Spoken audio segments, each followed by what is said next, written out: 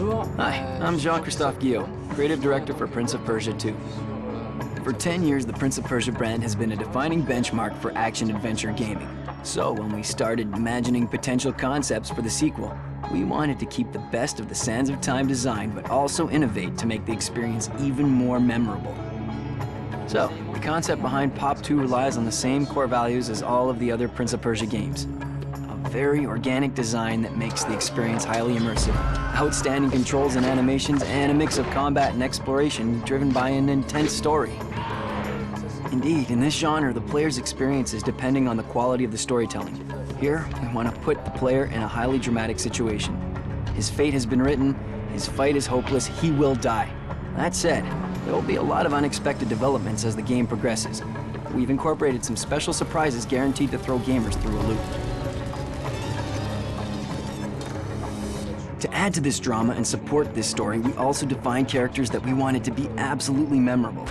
For instance, players will fight enemies as diverse as the Thrall, a 20-foot giant, and a huge mythical animal called the Griffin. He'll also be hunted by the Dahaka, the Guardian of Time, that can't be defeated. As many enemies, as many gameplays was our motto. Gameplays in Pop 2 will be even more diverse than in the previous episodes. We put a lot of creative efforts into defining new enigmas, new traps, and other elements that will keep gamers on the edge of their seats with every new challenge. But the major change in terms of gameplay is certainly the brand new fighting system. The team has completely reworked the way fights are organized in Pop 2. The player will not only be able to perform new moves like grabs, decapitations, and strangulations, but he will also be able to create unique fight sequences by chaining a lot of basic moves together. We call it the free-form fighting system. Concretely, you will be able to start with a grab and then decide whether you want to throw the enemy at another one, slice him, strangulate him, or stab a sword through his body. Another thing we introduced is the double sword combat gameplay. Pick any weapon dropped by your enemy and use it as a secondary weapon. You now have access to a series of new deadly moves with 2 weapons. Or you can utilize the new projectile aspect of freeform fighting and simply throw it at your enemy for maximum damage. We also wanted to give game players a new sense of power. The Prince is now acting with more strength and aggressivity. We paid special attention to the diversity and visual impact of the finishing moves.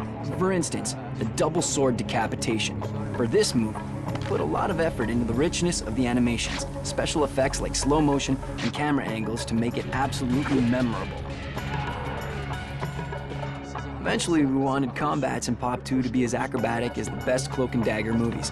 So we used these references to create unique moves using the environment, like swinging around a pillar while slicing your enemies, stabbing your sword in a curtain and sliding down, or rebounding off walls towards your enemy.